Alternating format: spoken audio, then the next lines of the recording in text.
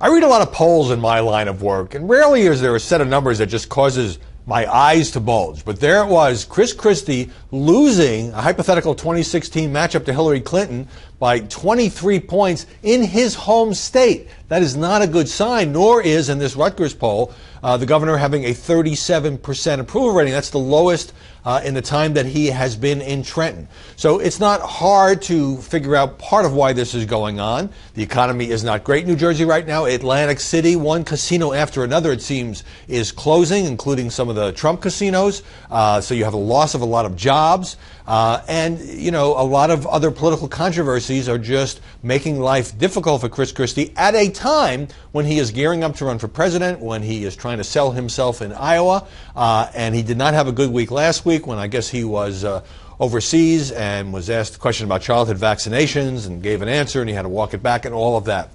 But I think something deeper is going on. I was thinking back to 2011 when Chris Christie, there was this incredible sense of anticipation. Would he challenge Barack Obama? Would he jump into the presidential arena? A guy who, had this persona as this brash, tough-talking, boardwalk guy, the kind of Bruce Springsteen of politics, you know what I mean?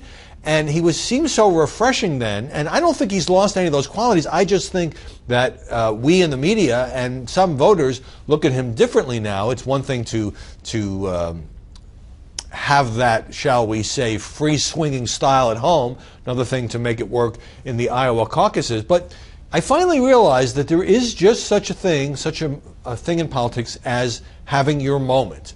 And now, who knows what would have happened had Christie, who felt that he wasn't ready to be president, maybe he worried about his lack of foreign policy experience or whatever, had jumped into the race. He might easily have lost. It's hard to beat an incumbent president. But that was Christie's moment. And 2016 is looking like not so much shaping up to be his moment. Not just the popularity problems at home. It's the way, it's a little bit of the damage from Bridgegate, but I don't think that's a major factor here, except it kind of tarnished his aura a bit. But no evidence ever emerged that the governor knew in advance about going to cause some traffic problems in Fort Lee, just as he said all along. And I think that, there's now 24, 25 candidates, that Jeb Bush is in a strong position to be the establishment candidate, that leaves less space for Chris Christie.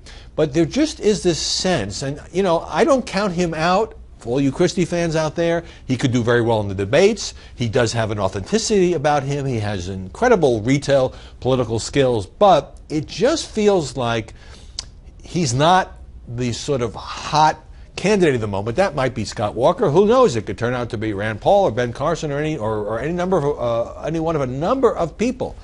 But Christie seemed like the great hope for the Republican Party because he knew how to win in a very blue state.